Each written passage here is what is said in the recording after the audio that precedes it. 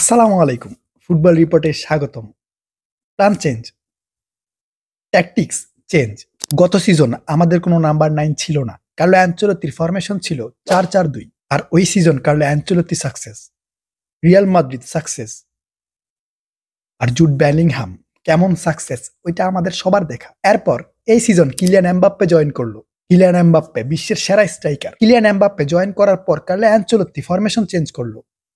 4-4-2 থেকে 4-3-3 শিফট হলো।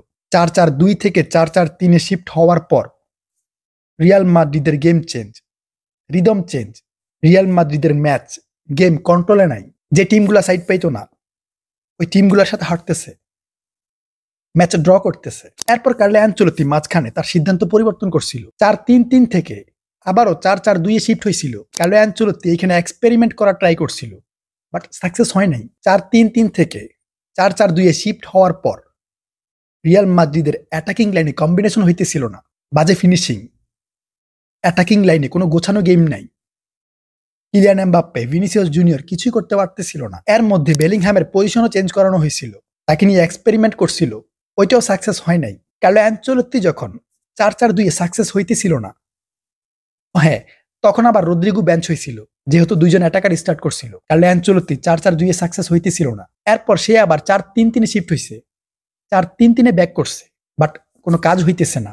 হ্যাঁ, মোটামুটি ভালো করতেছে, তবে মোটামুটি লেভেলের যে টিমগুলা, একটু ভালো লেভেলের যে টিমগুলা, ওই টিমগুলোর সাথে রিয়াল মাদ্রিদ খুব বাজে পারফরমেন্স করতেছে, হিউজ গোল কনসিড করতেছে, ম্যাচ হারতেছে, ড্র করতেছে। এই সিজনের শুরুতে সবার অভিযোগ ছিল অ্যাটাকিং লাইন নিয়ে। কিলিয়ান এমবাপ্পে জয়েন করার পর রিয়াল মাদ্রিদের অ্যাটাকিং লাইন চেঞ্জ হয়ে গেছে।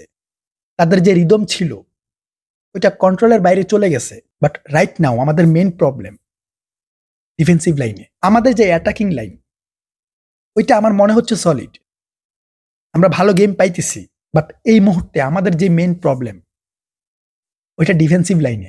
আমাদের মেইন সেন্টার ব্যাক, আমাদের মেইন রাইট ব্যাক ইনজুরিতে। সো এই সিজন আমরা তাদেরকে পাইতেছি না। এখন আমাদের মূল ভরসা আমাদের ব্যাকআপ প্লেয়ার। তবে এইখানে আমাদের ঘাটতি আছে, শুধুমাত্র প্লেয়ারদের না, টিমের না। এখানে কার্লো অ্যানচেলত্তির মিস্টেক আছে, কার্লো অ্যানচেলত্তির পরিকল্পনায় মিস্টেক আছে। আমরা লাস্ট যে ম্যাচগুলো হারছি সবগুলো ম্যাচে আমাদের মিস্টেক ছিল। অ্যানচেলত্তি সবকিছু ঠিক রাখতেছে, আমাদের মিডফিল্ড, আমাদের অ্যাটাকিং লাইন সবকিছু পারফেক্ট, বাট আমরা বারবার ব্যর্থ আমাদের ডিফেন্সিভ লাইন নিয়ে, আমাদের ডিফেন্ডারদের নিয়ে, যেটার দায়ভার আমি কার্লো অ্যানচেলত্তিকে দিতেছি। ভাই, তার হাতে অপশন ছিল, প্লেয়ার ছিল, প্লেয়ার আছে, সে তাদেরকে ইউজ করাইতেছে না। এটা প্লেয়ারদের ব্যর্থতা না, এটা একজন ম্যানেজার হিসেবে কার্লো অ্যানচেলত্তির ব্যর্থতা, তার মিস্টেক এটা। তো এখন মেন কথা হচ্ছে, আমরা একটা রিপোর্ট এমন পাইছি কার্লো অ্যানচেলত্তি আবারও 4-4-2 ব্যাক করতে চাইতেছে। তার যে আগের ফরমেশন, আগের ট্যাকটিক্স, ওইখানে ব্যাক করতে চাইতেছে। তার মানে কি? তার মানে আমরা অ্যাটাকিং লাইনে শুধুমাত্র দুইজন প্লেয়ার পাবো। কার্লো অ্যানচেলত্তির কথা হচ্ছে Jude Bellingham, Vinicius Junior, Rodrygo, Kylian এমবাপ্পেকে আমরা একসাথে পাবো না। এই 4 জনের থেকে যে কোনো 3 জনকে আমরা একসাথে পাবো। কার্লো অ্যানচেলত্তি একজন অ্যাটাকার কম নিয়ে খেলবে। এই 4 জন থেকে যে কোনো একজন বেঞ্চ হবে। এখন আগে যেটা হইছে, যখন 4-4-2 ব্যাক করছিল, Vinicius junior, Jude Bellingham, Kylian Mbappe start করছিল, রদ্রিগো বেঞ্চ হয়েছিল। আর আমাদের যে ধারণা ছিল সিজন শুরু হওয়ার আগে, কিলিয়ান এমবাপ্পে জয়েন করার আগে, যে কিলিয়ান এমবাপ্পে জয়েন করার পর রদ্রিগো বেঞ্চ হবে, ওইটাই হয়েছিল। আর এখন আবার ওইটা হইতেছে। কার্লো অ্যানচেলত্তি 4-3-3 থেকে এখন আবার 4-4-2 ব্যাক করতেছে, যেখানে আমরা 4 জন ডিফেন্ডার পাবো, 4 জন মিডফিল্ডার পাবো, আর আমাদের 2 জন অ্যাটাকার পাবো, ভিনিসিয়াস, এমবাপ্পে, রদ্রিগো থেকে যে কোনো 2 জন। সো এখান থেকে একজন বেঞ্চ হইতেছে। সো কার্লো অ্যানচেলত্তির 4-4-2 এই ফরমেশন কিভাবে কাজ করবে আমি যদি আপনাদেরকে দেখাই। বেসিক্যালি ফরমেশন এমন হইতে পারে, এখানে রাইট ব্যাকে আমাদের ভাস্কেস, সেন্টার ব্যাকে চুয়ামেনি কন্টিনিউ করবে, এটা অলরেডি ঘোষণা করা হয়েছে। এরপর রুডিগার, দেন ম্যান্ডি অথবা গার্সিয়া, যেই আসুক। এখন আপনারা বলতে পারেন এখানে আবার ভাস্কেস কেন? দেখেন, ভাস্কেসকে নিয়ে আমি অনেক ঘাটাঘাটি করছি। ভাস্কেসকে নিয়ে ঘাটাঘাটি করার পর আমি এটা বুঝতে পারছি যে ভাস্কেস একজন এক্সট্রা অ্যাটাকার হিসেবে কাজ করে। ভাস্কেস এখানে কিভাবে কাজ করে দেখেন। আপনার রাইট উইঙ্গার যখন বল রিসিভ করে তখন সে এইখান থেকে এই পজিশনে চলে যায়, সে বল নিয়ে অন্যদিকে মুভ করে। আর রাইট উইঙ্গারের যে পজিশন ওইখানে ভাস্কেস ব্যাকআপে চলে যায়, আর ওই সময়টাতে ভাস্কেসের যে পজিশন ওইটা খালি থাকে। যেহেতু আমাদের সব প্লেয়ার তখন প্রেস করতে চলে যায়, উপরে চলে যায়, আর ভাস্কেস রাইট উইঙ্গে চলে যায়। ভাস্কেসের এই পজিশন পুরোপুরি খালি থাকে। আর রিয়াল মাদ্রিদ যদি কোনোভাবে অ্যাটাক করতে গিয়ে বল লুজ করে, ভাস্কেস যেহেতু উপরে থাকে, রাইট উইং পজিশনে থাকে, তখন ভাস্কেসের যে সাইড, ওটা প্রতিপক্ষের প্লাস পয়েন্ট হয়ে যায়।